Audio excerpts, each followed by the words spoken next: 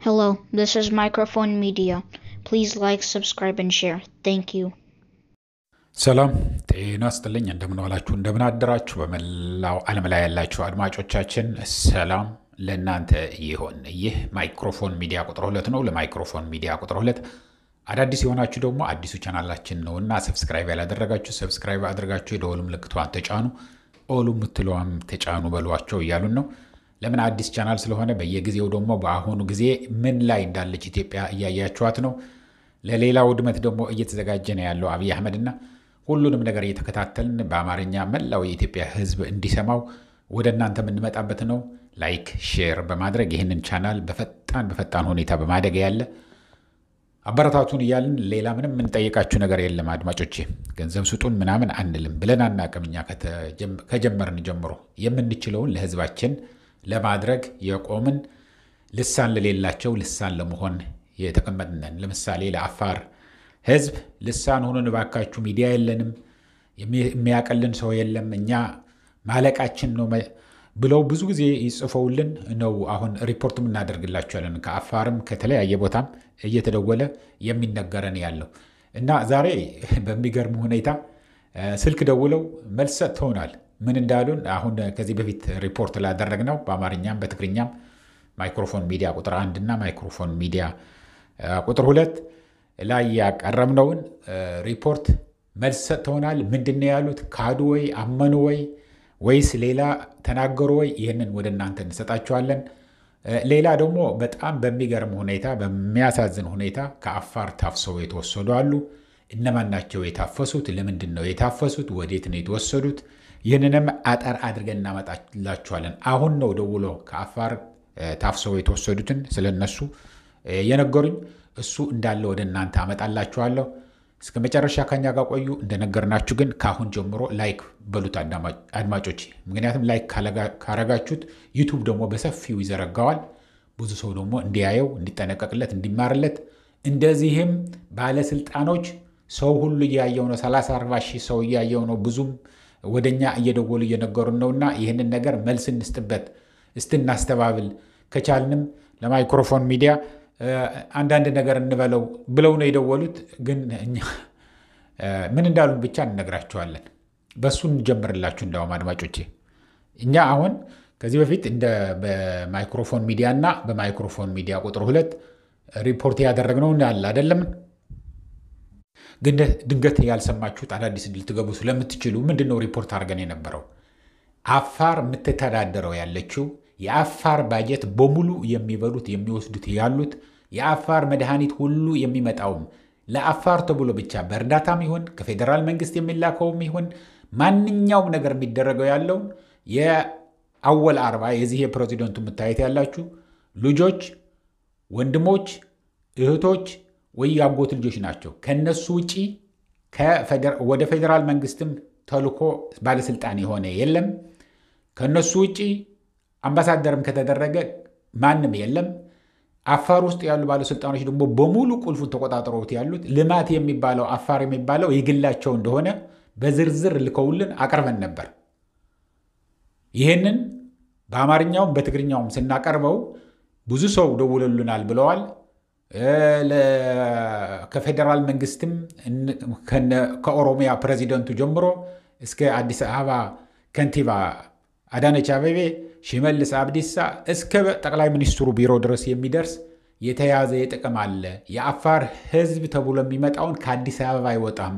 ከአዲስ አበባ ከወጣም ወደ ሌላ አገር ወይ አረብ አገር ወይ አሜሪካ ወይ አውሮፓ ሂዶ እየተዘረፈ ነው ያለው እንጂ የአፋር ህዝብ በዚህ በሐሩር ለሰከንድ እንኳን ሊቆይበት የማይችለውን ቦታ ላይ እየኖረ ውሃ እንኳን አያገኝም። ውሃም የሚሸጡለት የአወል አርባ ዘመዶች ናቸው፣ ወይ ያጎቱ ልጆች ወይ ደግሞ ልጆቹ ናቸው እንደዚህ የሚያደርጉት። ሁሉንም ስልጣን ይዘውት ያለው ተቆጣጥረውት ያሉት ሎጅ የሚሰራ ያለው ኮሪደር ልማት ተብሎ ለሴኩሪቲ ተብሎ በሙሉ የሚደረገው የሚወሰድ ያለው በአወል አርባ ክላን ነው። እንግዲህ ጎሳ የሚሉት አለ አይደለም፣ የአንድ ቤተሰብ ናቸው።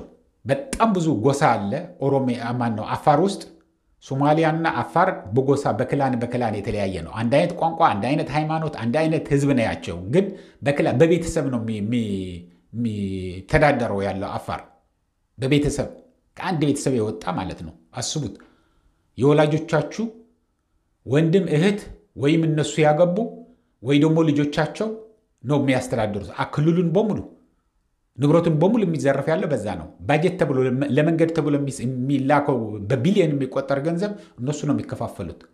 መድኃኒት ከአዲስ አበባ መድኃኒት ማከፋፈያ ወጥቶ ወደ አፋር ይላካል ተብሎ ከማከፋፈያው ልክ እንደወጣ እዛው ይሸጣል። ተሸጦ የሚከፋፈሉትም ግን አሉ። ከኦሮሚያ ፕሬዚደንቱ ጀምሮ በሙሉ ነው የሚከፋፈሉት። እንዳለ ቢሊዮኖቹን አያወጡም። ምክንያቱም ገንዘቡ ለማውጣትም እርዳታ ስለሚፈልጉ ማለት ነው። እከከይ ልከክህ ነው። ከሁሉም እንደዛ ነው የሚደረግ ያለው።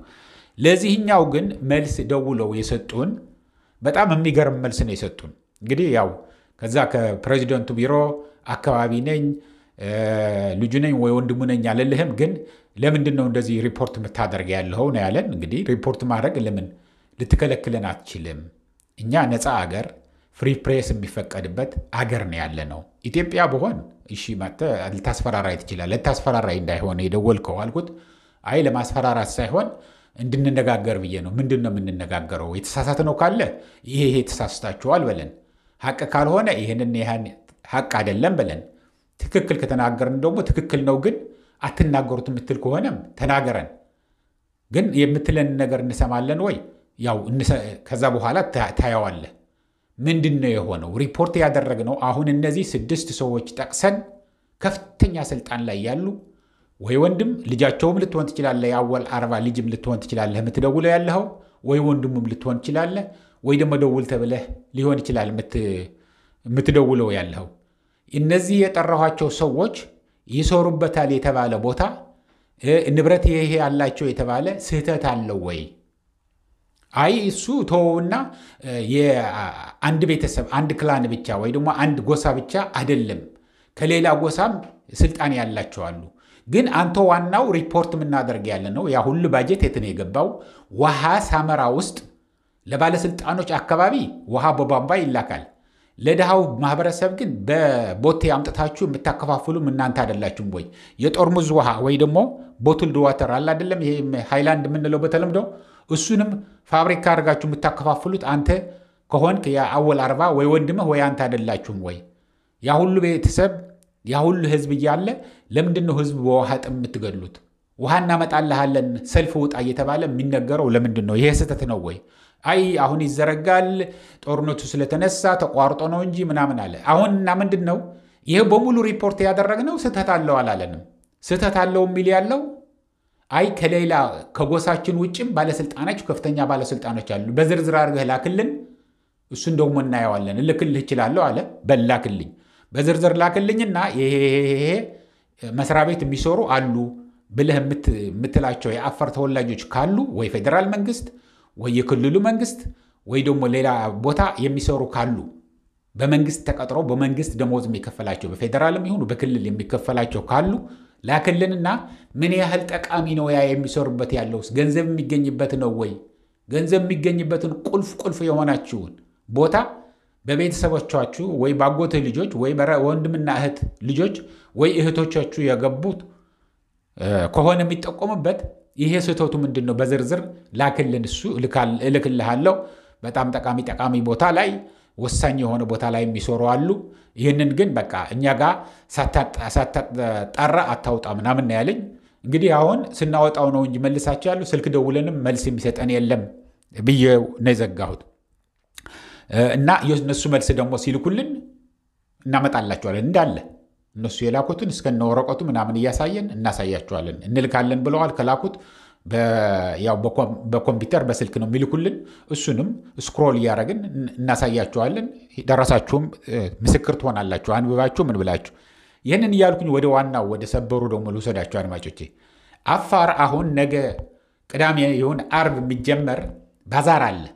ከፍተኛ የሆነ ባዛር ከተለያዩ ክልሎች መጥተው እዛ ባዛር ሊያሳዩ እየተዘጋጀ ነው ያለው። የት ነው የሚዘጋጀው? ሰመራና ሎጊያ ሶመራና ሎጊያ ላይ ነው ባዛሩ የሚካሄደው። አሁን እዛ የሚኖሩት ቤት የሌላቸው እንግዲህ ሙቀት ሀገር ነው።